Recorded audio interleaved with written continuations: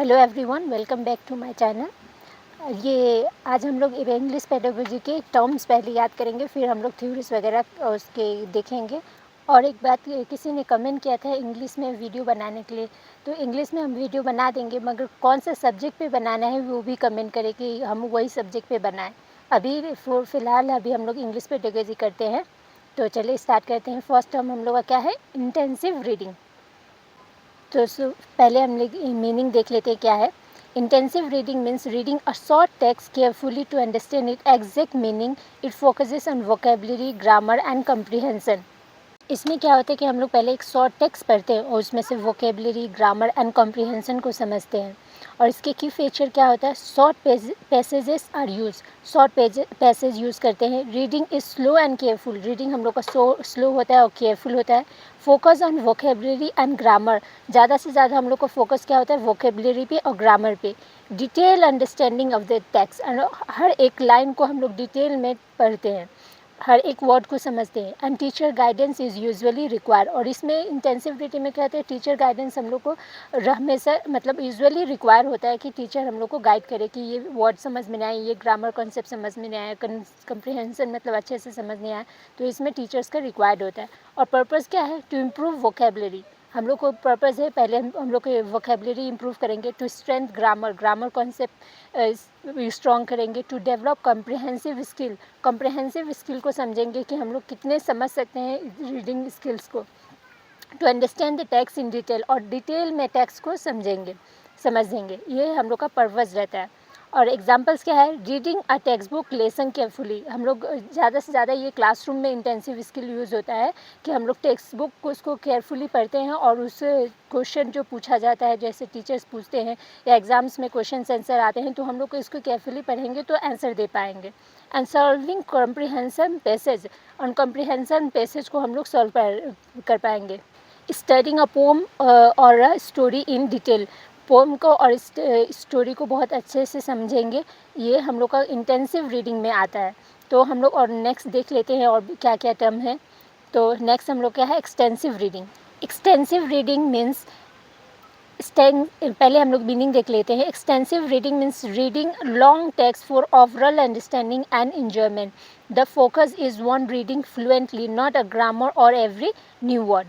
हम लोग का पहले इसमें क्या होता है कि हम लोग पहले रीडिंग करेंगे और ये सिर्फ एन्जॉयमेंट के लिए होता है। ओवरऑल रीडिंग मतलब पढ़ते जाएंगे, जैसे नॉवल वगैरह पढ़ते हैं तो इस खाली एन्जॉयमेंट के लिए होता है, उसको वोकेबलरी और ग्रामर या कॉम्प्रिहेंशन को इम्प्रूव करने के लिए हम लोग नहीं पढ़ते हैं, जैसे हम लोग एन्जॉयमेंट के लिए पढ़ते हैं, उसको क्या कहते हैं? Extensive reading.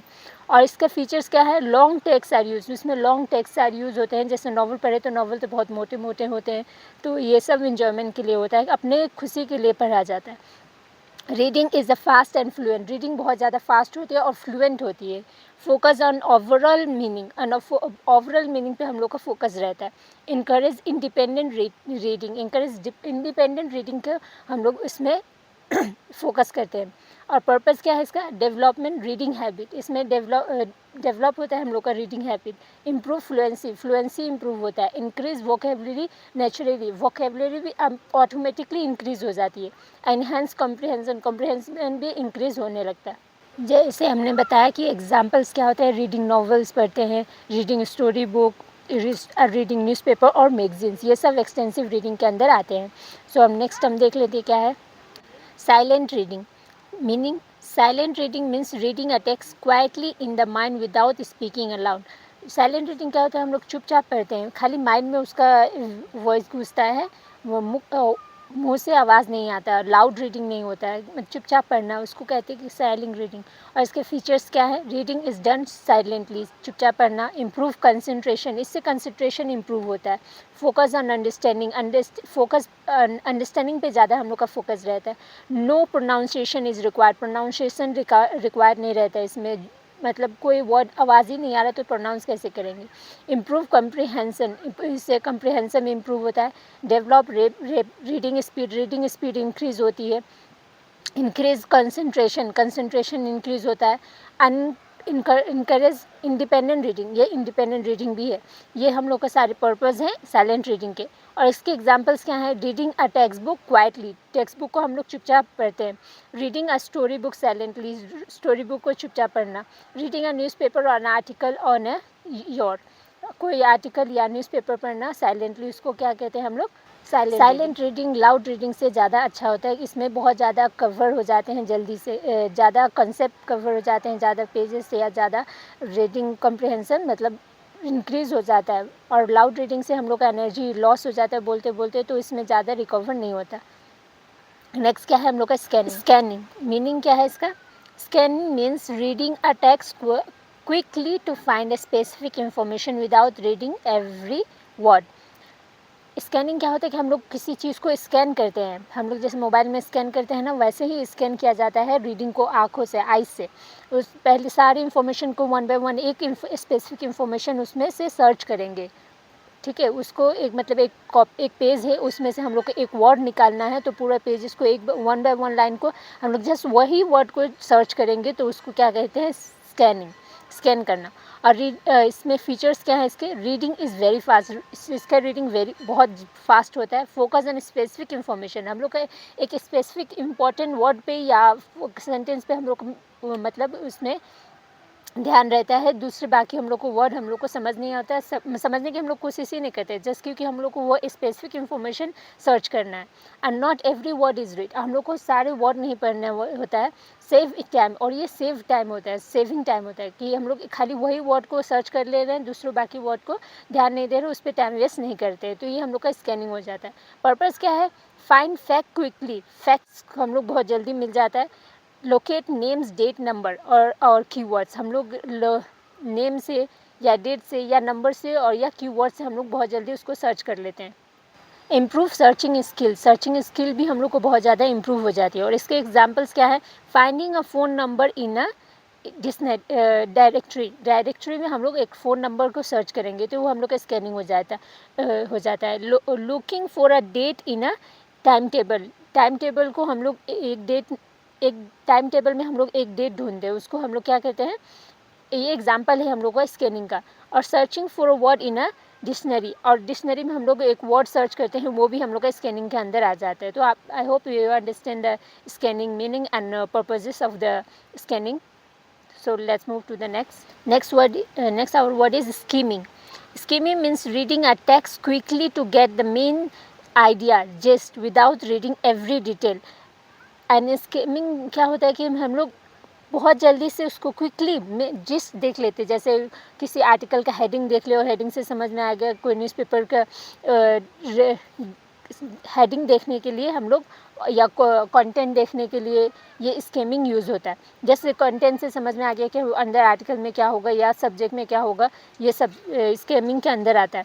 फीचर्स क्या है? रीडिंग इज़ फास्ट, रीडिंग इसके फास्ट होता है। Focus on the main idea पे ज़्यादा फोकस रहता है। डिटेल आर स्किप, डिटेल हम लोग स्किप कर देते हैं। गिव्स एन ओवरऑल अंडरस्टैंडिंग समझ में आ जाता है एक वर्ड से, एक हेडिंग से। एंड पर्पस क्या होता है? Understanding the gist of the text, उसका जिस्ट हम लोग को पता चलता है, मेन आइडिया पता चलता है। गेट अ क्विक ओवरव्यू, बहुत जल्दी से ओवरव्यू हम लोग को पता चल जाता है। Decide whether detail or reading is needed, और इससे हम लोग हेडिंग से डिसाइड कर पाते हैं कि हम लोग नीचे उसके टॉपिक्स पढ़ने हैं कि नहीं पढ़ने हैं। इससे एक ओवरव्यू मिल जाता है कि हम लोग को एक पढ़े कि ना पढ़े, एक नेगेटिव और पॉजिटिव थॉट आ जाता है वो हेडिंग से। और एग्जांपल्स क्या है इसके? रीडिंग न्यूज़पेपर हेडलाइंस, न्यूज़पेपर के हेडलाइंस पढ़ना। Going through a chapter before study, chapter पे जाना बिफोर स्टडी करने से पहले। Quickly reading an article to know its topic, और कोई आर्टिकल को रीड करना कि टॉपिक से पहले, तो ये हम लोग को स्किमिंग के अंदर आ जाएगा। Next word is loud reading.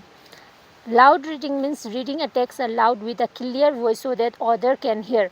Loud reading में क्या होता है कि हम लोग ऐसे क्लियर वर्ड से और वॉइस के साथ पढ़ते हैं, तो दूसरे लोग भी सुन सकते हैं, और एक क्लियर आवाज़ होता है, उसमें प्रोनाउंसिएशन भी इन्वॉल्व रहता है। और फीचर्स क्या है? Reading is done aloud, correct pronunciation is emphasis, correct pronunciation पे हम लोग को ज़्यादा ध्यान रहता है। इम्प्रूव फ्लुएंसी, एंड कॉन्फिडेंस, इसमें फ्लुएंसी एंड कॉन्फिडेंस भी आता है। Teacher can correct a mistake, अगर हम लाउड पढ़ेंगे, वॉइस लाउड रहेगा तो टीचर सुन के उसको करेक्ट भी कर सकता है। इसके पर्पज़ क्या है? इम्प्रूव प्रोनाउंसिएशन, हम लोग का प्रोनाउंसिएशन इम्प्रूव होता है। डेवलप फ्लुएंसी, फ्लुएंसी डेवलप होती है। बिल्ड कॉन्फिडेंस, कॉन्फिडेंस आता है। Improve speaking skill, speaking skill भी आती है। और इसके एग्जाम्पल क्या है? Reading a poem loud in class, एक पोम को हम लोग लाउड पढ़े क्लास में। And reading a lesson in front of the class, lesson को क्लास के सामने पढ़े। Story reading by student, student a story पढ़े क्लास में। And what is critical reading? Critical reading means reading a text carefully and analyze it, evaluate the ideas, arguments and information presented. Critical reading में क्या होता है कि हम लोग उसके बहुत ज़्यादा अच्छे से उसको रीड करते हैं, केयरफुली एनालाइज करते हैं, इवेलुएट करते हैं, आइडिया क्या है, उसके आर्गूमेंट्स क्या है, इंफॉर्मेशन क्या हो रहा है, ये सब हम लोग उसमें क्रिटिकल रीडिंग में आ जाता है। और इसके फीचर्स क्या हैं? Reading is done carefully and deeply, reading हम लोग बहुत केयरफुली करते हैं और डीपली करते हैं, ध्यान से करते हैं। Involve analysis and evaluation, analysis और इवैल्यूएशन इसमें इन्वॉल्व होता है। Question that authors idea, authors का क्या क्वेश्चन था, ऑथर्स का मेन टॉप पॉइंट क्या था ये लिखने का, ये सब हम लोग क्रिटिकल रीडिंग में आ जाता है। And look at facts and opinion and evidence, उसका फैक्ट्स को, ओपिनियन को और एविडेंस को भी हम लोग समझते हैं क्रिटिकल रीडिंग में। रिक्वायर्स थिंकिंग एंड रीजनिंग, इसमें थिंकिंग भी लगती है, रीजनिंग भी लगती है। और इसके पर्पज़ क्या है? इवेलुएट द कंटेंट, कंटेंट को इवेलुएट करना। Distinguish between fact and opinion, fact को और ओपिनियन को इसमें हम लोग अंतर करते हैं, मतलब अलग अलग करते हैं, डिफरेंस करते हैं।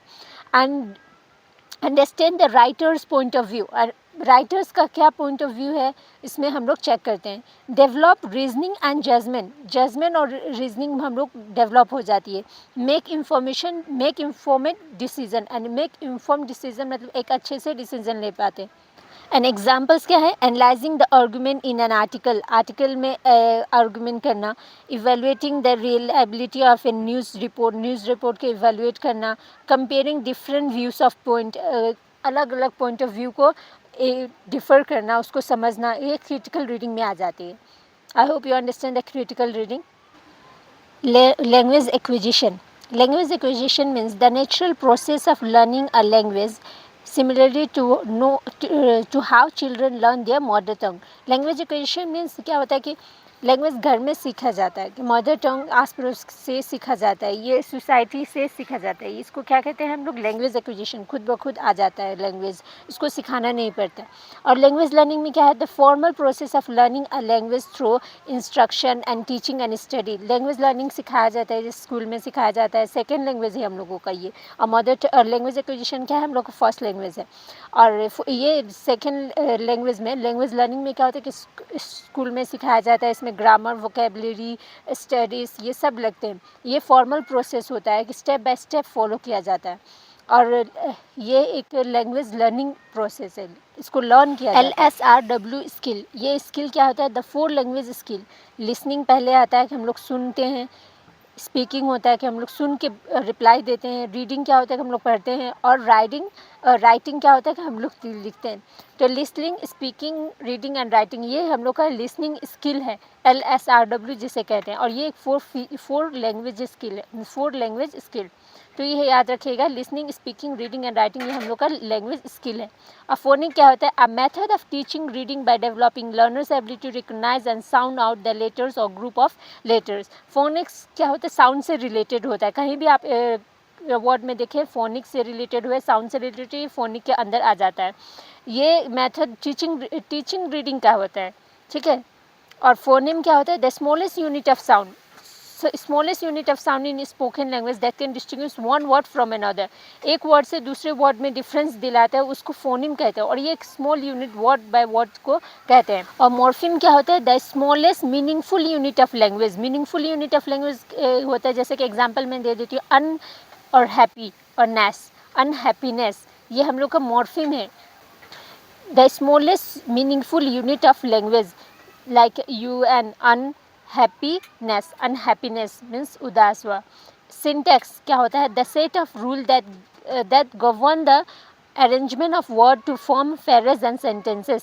सी is reading a book, example, she is reading a book, ये हम लोग एक सेट रूल है हम लोगों का, वर्ब, सब्जेक्ट, ऑब्जेक्ट, ये सब मिल के हम लोग का एक स्ट्रक्चर बनता है सेंटेंस का। इसे हम लोग क्या कहते हैं? Syntax, set of rules. Semantics क्या होता है? The study of meaning in a language. Example bat animal versus bat sport. इसमें सीमेंटिंग मतलब हम लोग मीनिंग देखते हैं। दो वर्ड है बैट और बैट। एक बैट है एनिमल से रिलेटेड हुआ, एक बैट है हम लोग क्रिकेट से रिलेटेड जो क्रिकेट से खेलते हैं, वो बैट को कहते हैं। तो ये सीमेंटिक एक मीनिंगफुल वर्ड है, ठीक है। प्रेगमेटिक क्या होता है? The study of language in use or in context. Can you pass the salt, a request. जो हम लोग एक रिक्वेस्ट का साउंड करता है उसको हम लोग क्या कहते हैं? Pragmatic. The study of language in user context, can you pass the salt, तो इससे रिक्वेस्ट किया जा रहा है, तो ये हम लोग का प्रेगमेटिक के अंदर आ जाएगा। अ डिस्कोर्स क्या है? कंटेक्ट स्पोकन और written language that form a meaningful whole. A story, a conversation an essay, मतलब हम लोग एक पूरा ओवरव्यू दे देता है स्टोरी, कन्वर्जेशन और ऐसे, इसको हम लोग क्या कहते हैं? डिस्कोर्स। नेक्स्ट वर्ड क्या है? Communicative language teaching, an approach that emphasis real life communication and interaction. जो हम लोग को रियल लाइफ से इंटरेक्ट होते कम्युनिकेट होता है डेली लाइफ में, उसको हम लोग क्या कहते हैं? कम्युनिकेटिव लैंग्वेज टीचिंग, CLT जिसे कहते हैं। रोल प्ले, जैसे रोल प्ले होता है, ग्रुप डिस्कशन होता है, पियर्स वर्क होता है, स्कूल्स में ज़्यादा ये सब होते हैं कम्युनिकेटिव, और सोसाइटी में भी बहुत होते हैं एक दूसरे से बात करके, ये सब कम्युनिकेटिव लैंग्वेज टीचिंग है, ठीक है। रोल प्ले करके पढ़ना, ग्रुप डिस्कशन करके पढ़ना, डिबेट करके पढ़ना, पीयर ग्रुप में पढ़ना, ये सब कम्युनिकेटिव लैंग्वेज टीचिंग के अंदर आ जाता है। और टास्क बेस्ड लर्निंग क्या है? Learning through meaningful task that help learners achieve a real world goal. इससे क्या होता है? टास्क बेस्ड लर्निंग में हम लोग को एक मीनिंगफुल टास्क मिलता है, उससे हम लोग सीखते हैं, सीख के करते हैं। जैसे कि हम लोग सर्वे करते हैं, एग्जाम्पल सर्वे से हम लोग सर्च करके पता लगाते हैं कि क्या क्या है अंदर, कोई टॉपिक पे हम लोग सर्वे करते हैं, पोस्टर मेकिंग लगाते हैं, पोस्टर बना के लगाते हैं, प्रोजेक्ट वर्क करते हैं, ये सब मीनिंगफुल टास्क बेस है, ठीक है। कंस्ट्रक्टिविज्म में क्या होता है? A theory that learn construct their own knowledge through experiences and reflection. अपने खुद के नॉलेज कंस्ट्रक्ट करके सीखते हैं, एक्सपीरियंस करते हैं, तो इसे क्या होता है? डिस्कवरी आ जाती है। एग्जाम्पल कहते हैं डिस्कवरी लर्निंग, ब्रेन स्टॉर्मिंग, ये सब इसके अंदर कंस्ट्रक्टिविज्म के अंदर आता है कि हम लोग डिस्कवर करके पढ़ते हैं, एक्टिव लर्निंग होता है जो। और स्कैफोल्डिंग क्या है? Temporary support provided by the teacher to help learners reach a higher level of understanding. Temporary support देते हैं टीचर्स की, उसको और आगे हायर लर्निंग पे सक्सेस हो, हेल्प हो, तो इसको स्कैफोल्डिंग कहा जाता है, जो टेम्पररी सपोर्ट होता है। एग्जाम्पल क्या होता है? हिंट्स देना, गाइडिंग क्वेश्चन करना, मॉडलिंग करके दिखाना, गेस्चर देना। जैसे एग्जाम में कुछ वर्ड भूल जाते हैं कोई, तो टीचर्स जैसे एक हिंट देते थे, याद करो कि मैंने क्लास में इससे क्या रिलेटेड कहा था, तो जैसे इससे याद आ जाता है कि क्या टॉपिक का मीनिंग क्या है या क्वेश्चंस क्या है, तो इसके टेम्प्रोरी सपोर्ट होता है तो ये स्कैफोल्डिंग के अंदर आ जाता है। और जर्न ऑफ प्रॉक्सिमल डेवलपमेंट क्या होता है? JPD, the gap between what a learners can do independently and what they can do with help. इस example solving a problem with teachers guidance. इसमें क्या होता है कि एक गैप होता है कि लर्नर खुद से क्या कर सकता है और हेल्प से क्या कर सकता है।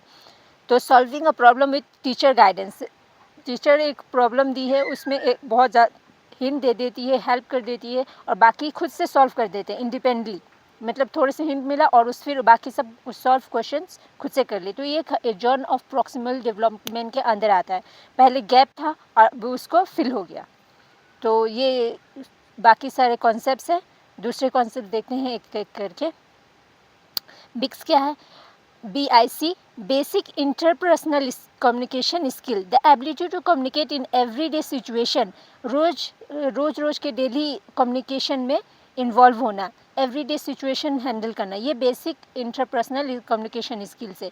एग्जाम्पल क्या है? Casual conversation, talking with friends, casually बात करना, अपने फ्रेंड से बात करना, ये सब बेसिक इंटरपर्सनल स्किल है डेली लाइफ में। और CALP क्या है? Cognitive academic language proficiency, the ability to use language for academic purpose. हम लोग लैंग्वेज को यूज़ करते हैं एकेडमिक पर्पज़ के लिए। एक एडवांस इंग्लिश होती है, जो ये एडवांस टॉपिक होते हैं, ये सब CLP के अंदर, और ये एकेडमिक में ज़्यादा यूज़ होता है, ये एकेडमिक पर्पस होता है। एंड जैसे understanding a text book, writing ऐसे, ये राइटिंग ऐसे में यूज़ होता है। टेक्स्ट बुक को अंडरस्टैंड करने में समझ में आता है, जैसे ग्रामर स्ट्रक्चर्स, ग्रामर के structures and all, vocabularies, idioms and all, ये सब CALP है, cognitive academic language proficiency. So error analysis देखते हैं क्या है। The process of identifying, analysing and classifying error made by learner to improve teaching. Error analysis क्या है कि हम लोग क्लासीफाई करते हैं, आइडेंटिफाई करते हैं, और एरर देखते हैं कि लर्नर्स कैसे और ज़्यादा सीखेंगे और अपनी टीचिंग स्किल को इम्प्रूव करते हैं, ये एनालाइज करके, अपने गलतियों का आइडेंटिफाई करके कि लर्नर्स क्यों नहीं सीखे। ये टीचर सेंटर नहीं है, ये लर्निंग स्टूडेंट सेंटर है। Example, noticing common grammar mistakes, common grammar mistakes को नोटिस करना, ये सब एरर एनालिसिस के अंदर आता है। और रिमीडियल टीचिंग क्या है? Additional help and support given to learners who are weak in certain area. Example, extra practice, doubt clearing session. Remedial teaching देना मतलब पहले एक हेल्प और सपोर्ट करना, जो इसमें मिस्टेक्स आ रहा है पहले उसको एक्स्ट्रा प्रैक्टिस कराना, डबल डाउट सेशन करना, जो इसमें डाउट है उसको इम्प्रूव करना, ये सब रिमीडियल टीचिंग के अंदर आता है। Additional help, multilingualism. अब हम लोग मल्टीलिंगुअलिज्म देखते हैं। The ability to understand, speak, read and write in more than one language. एक लैंग्वेज से ज़्यादा बोलना, समझना, लिखना, पढ़ना, ये सब आता है, उसको मल्टीलिंगुअलिज्म कहते हैं। Example, using Hindi, English and a regional language. Hindi भी जानते हैं, इंग्लिश भी जानते हैं और रीजनल लैंग्वेज भी जानते हैं, उसको मल्टीलिंगुअलिज्म कहा था। अब हम लोग असेसमेंट और इवैल्यूएशन देख लेते हैं। असेसमेंट और इवैल्यूएशन के अंदर क्या क्या आता है। पहले फॉर्मेटिव असेसमेंट देखते हैं। Formative assessment for learning occur during the learning process to improve learning. Example, quiz, class discussion, feedback. Assessment, formative assessment क्या होता है कि हम लोग क्लास के दौरान ही सीख लेते हैं, अंदर क्लास में ही डिस्कस हो जाता है, जैसे कि टीचर ने पढ़ाया और उसके क्विज करा लिए, क्लास डिस्कशन करा लिए, फीडबैक दे दिए, ये सब फॉर्मेटिव असेसमेंट के अंदर आता है। समेटिव असेसमेंट क्या है? Assessment of learning occur at the end of unit और course to evaluate overall learning. Example, annual exam और फाइनल टेस्ट। ये असेसमेंट, समेटिव असेसमेंट क्या होता है कि हम लोग at the end of unit देखते हैं, लास्ट में देखते हैं, जैसे कि फाइनल एग्जाम समझ लो, एनुअल एग्जाम समझ लो, at the end of the session हम लोग इसको असेस करते हैं, तो ये समेटिव असेसमेंट हो जाएगा। अब पोर्टफोलियो असेसमेंट क्या है? Collection of student work over time to show a progress and achievement. Example, file of essay, project और सर्टिफिकेट। पोर्टफोलियो का अंदर collection of student work over time, जो हमेशा प्रोग्रेस हुआ, उसके अचीवमेंट्स हुआ, फाइल ऑफ एसे, उसके essay and all, projects and all, certificate, सब एक जगह एक फाइल में रखना, उसको पोर्टफोलियो कहते हैं। और हर एक बच्चे का अलग अलग पोर्टफोलियो होता है हर एक क्लास में। और रिब्रिक्स क्या होता है? Scoring guides that describe the criteria for evaluating performance और वर्क। रूब्रिक्स क्या होता है? स्कोरिंग गाइड देना, जैसे कि हम लोग एक स्कोर कार्ड बना ले, उसमें जैसे नंबर्स दे दिए या टिक मार्क कर दिए या A+ या B+ दे दिए, ये सब रूब्रिक्स के अंदर आता है। और इसके 4 पॉइंट होते हैं। Rubrics for essay, writing and all, ये सब रूब्रिक्स के अंदर आता है। मार्क्स नहीं देना, उसको जस्ट पॉइंट दे देना। ऑथेंटिक मटेरियल क्या है? Authentic material, real life text and resource use to teach language in meaningful context. Real life से उसको ऑथेंटिक मटेरियल देना, मतलब रियल लाइफ से उसको जोड़ देना बुक्स के मटेरियल्स को। एन एग्जाम्पल क्या है? Newspaper, ads, poster, emails and all, ये सब ऑथेंटिक मटेरियल है। अब हम लोग ग्रामर के कुछ कॉन्सेप्ट्स देख लेते हैं। ग्रामर ट्रांसलेशन मेथड, GMT, बिल्कुल मैथ्स क्लास जैसा होता है। पहले फॉर्मूला, ग्रामर रूल याद कराओ, फिर क्वेश्चन सॉल्व, ट्रांसलेशन कराओ। रूल ऑफ ए टीचर और रूल ऑफ ए स्टूडेंट हम लोग देख लेते हैं क्या क्या है। रूल ऑफ टीचर में है क्या? Explain grammar rules, tenses, voice, narration etcetera. पहले रूल्स, टेंसेज सिखा दो, वॉइस सिखा दो, रूल सिखा दो नरेशंस के। फिर उसको रोल ऑफ स्टूडेंट क्या है? Role of student listening to grammar explanation, grammar को अच्छे से लिसन करना। और रोल ऑफ टीचर है क्या नेक्स्ट पॉइंट में? Use mother tongue L1 to explain meaning, language समझाने के लिए मतलब रूल समझाने के लिए लैंग्वेज 1 का उसमें मीनिंग्स क्या करें, लैंग्वेज 1 यूज़ करें। एंड इसमें स्टूडेंट का क्या रोल है, memories, rules and vocabulary, vocabularies को याद करना, मीनिंग्स को याद करना, ये सब GMT के अंदर आती है।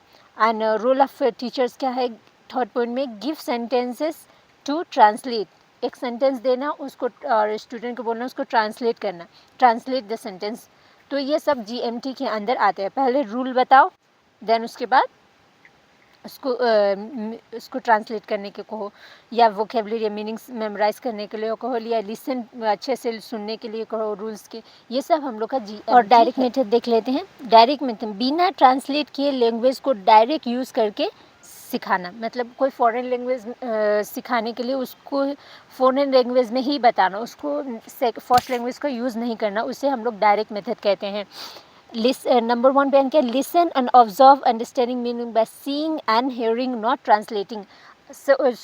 देख के ऑब्जर्व करके उसको समझना, मीनिंग को समझना, उसको दूसरे लैंग्वेज में नहीं समझना, उसी लैंग्वेज में समझना, जस्ट उसको गेस्चर करके और ट्रांसलेट करके, not translating, okay, not translating, observe करके, ये सब करके, मतलब खाली उसी लैंग्वेज में, उसी लैंग्वेज को थोड़ा इजी करके, ये इससे वर्ड से नहीं हुआ तो दूसरे वर्ड को समझाना, या हाथों से बताना, या अंडरस्टैंडिंग करके दिखाना, लर्निंग बाय डूइंग करके, ये सब हम लोग को डायरेक्ट मेथड होता है।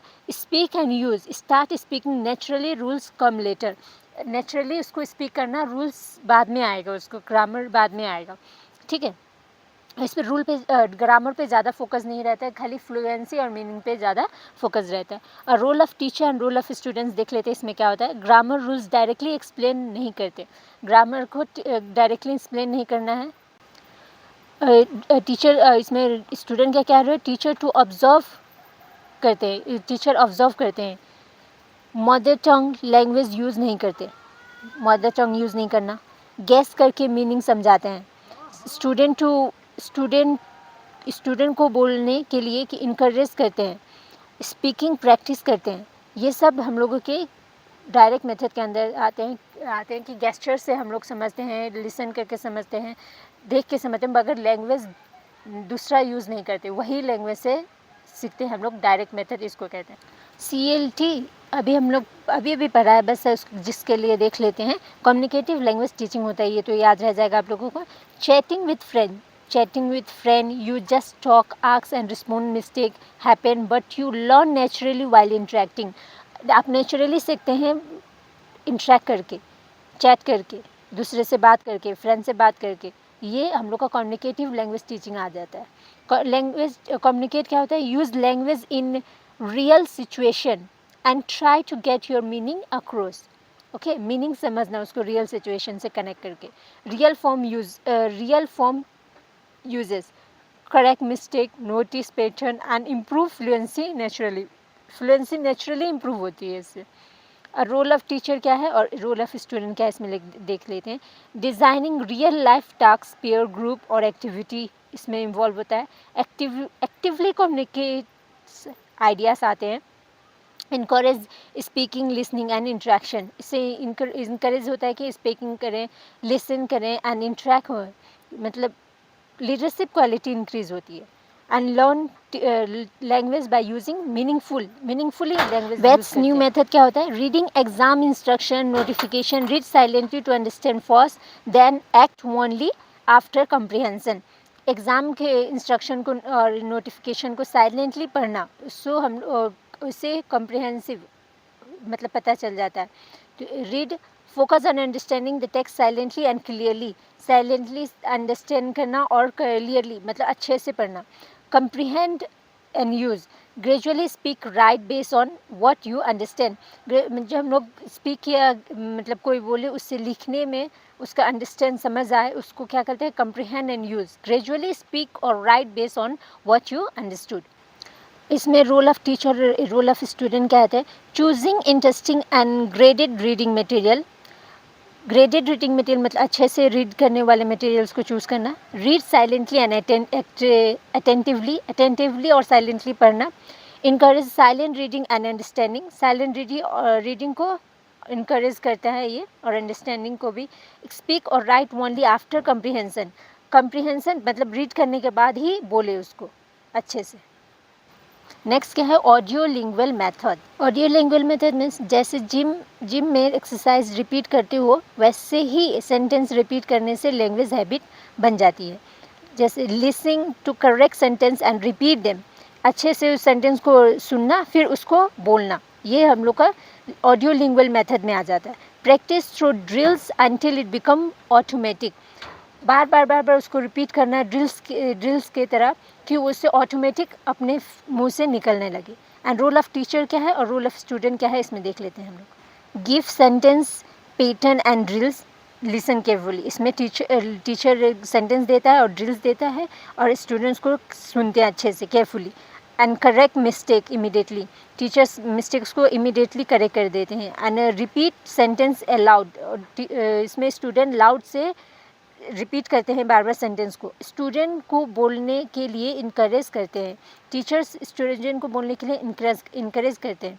And practice hourly until it become automatic habit, और जब तक टीचर स्टूडेंट उसको ऑटोमेटिक ना मुँह पे आ जाए, हैबिट ना हो जाए, तब तक उसको प्रैक्टिस करते रहते हैं।